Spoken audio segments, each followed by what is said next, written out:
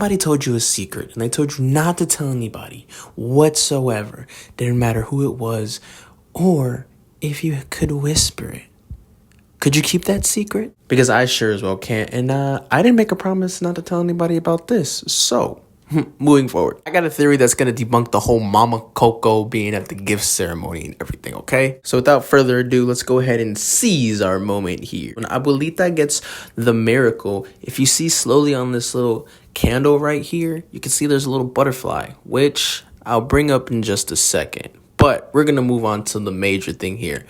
Is Mama Coco at the gift ceremony for Antonio? And Mirabel goes and she finds Bruno hiding within the walls of the house. Bruno starts to explain why he actually never left the house. It's simple. He literally says, "Oh, well, because, the mountains around the Encanto are pretty tall." When you look at it, when they receive the Encanto, you can see the mountains raising up, kind of acting like a border, which means if Bruno can never leave, then how did Mama Coco really get in? If that means that Bruno can't leave, does that mean that the other villagers in the town can't leave either? It kind of makes sense because look, Luisa helps by dropping off these rocks, right? And then you see that these town people, they're building their houses. But let's look a little deeper. I'm talking about real deep. Let's take a look at each and every single Madrigal's powers. Let's start off with Tia Pepa, okay? So Tia Pepa, she changes the weather based off of her mood, right? Cool, whatever. So rain, sun, snow. But first off, there is never no snow. And keeping in mind, they're in Colombia. We have Julieta, who can fix you up with the meal. Hold on, just hang on. I got something for this. It's gonna all come together and make sense. We also have Isabella, which she doesn't just produce flowers. Did you know that she can also produce fruit trees and plants? I think you're seeing where I'm going with this. Obviously, we have Luisa, who's the brawn. She can pick up heavy stuff, hence her picking up the rock so that they can build the house. Now, the two that I'm not really too sure about is Camilo and Dolores. But I think I got something for them. And then we have Bruno. We don't talk about Bruno. Now, how does this all piece together, you may ask?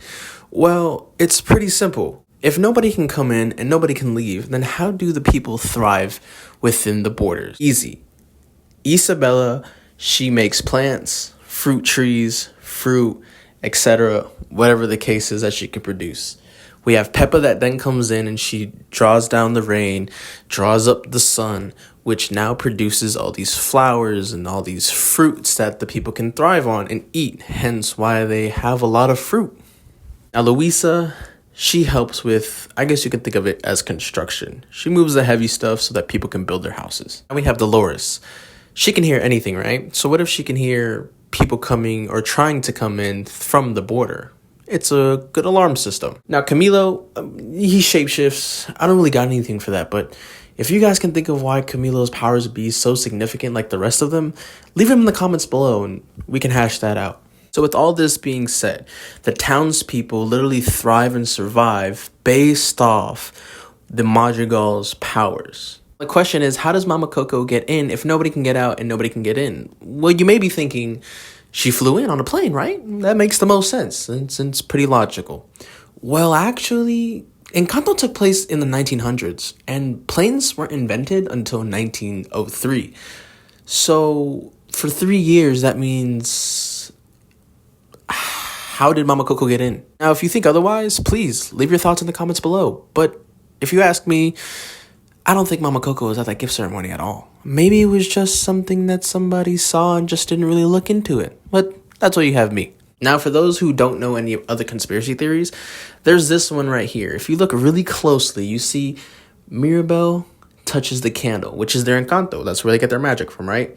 And as she goes to grab the door handle, she wipes her hands on her shirt. And then she touches the door. And that's why the door disappears. And this is backed because when Antonio touches the Encanto or the candle, he directly touches the doorknob, which gives him his magical powers. So and hence, maybe Mirabel was supposed to get her powers, and we don't know what it is. Or do we? But at least we know why she didn't get them when she was a kid. Now, unless you're really looking, you're not going to see this one. But again, that's why you have me. So when everybody's singing their songs, right? You know, we don't talk about Bruno.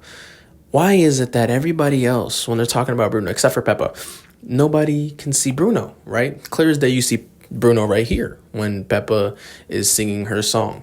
And if you pay attention, every single person after that, well, besides Camilo, because he could shapeshift, Bruno's nowhere to be found except when Dolores is singing. If you look, he's back here and up there. Why is that? Well, maybe it's because you hear everything, right? So she knows where Bruno is, or not exactly where Bruno is, but she knows that Bruno is somewhere in the house and he's in the back because she can only hear and not see. I got some better stuff for you guys that's probably gonna make you think, how, right? When Abuelo, or their Abuelo, ends up, you know, I guess, sacrificing himself so that his kids can live, we obviously know they get the Encanto, right? And the Encanto is connected to Casita. But what if Casita isn't Casita and Casita is actually Casito? If you don't catch what I'm saying, what if Casita is actually their Abuelo? Think about it. Casita and Mirabel have a really strong connection. Anything that Mirabel needs, Casita's there. And when they're at the table and Mirabel is trying to talk to Luisa, all of a sudden, Casita isn't siding with Mirabel no more. Casita is actually siding with Abuela. Why? Because if Abuela was there and Abuela was talking to everybody and Mirabel wasn't listening, he would obviously sit there and side with Abuela. Then when the miracle starts to die, Casita is all worried about Mirabel, which is kind of like the love of a grandfather. If you ask me, I think it's very likely that the grandpa could be Casita, and we just don't know it. Now, I know 1,000% nobody caught this one. When we see Dolores singing to Mariano, she says that she's seizing her moment. And I'm seizing the moment, so would you wake up and notice? Which kind of also, I guess, can tell you that Coco and Encanto kind of happen in the same time frame, which again wouldn't make sense that Mama Coco makes it to Antonio's gift ceremony, because if this happens in the 1900s and planes were invented for the next 3 years, then how did Mama Coco fly in? You get what I'm saying? It definitely does say maybe it is a possibility that it is Mama Coco that's at the gift ceremony, because she says she's seizing her moment. Now the big one, here we go. Everybody is ready. Now we all know, and we all have that one question when you finish watching the movie. What powers does Mirabel have? Well, after you see them get the Encanto and you look real closely, look at Casita.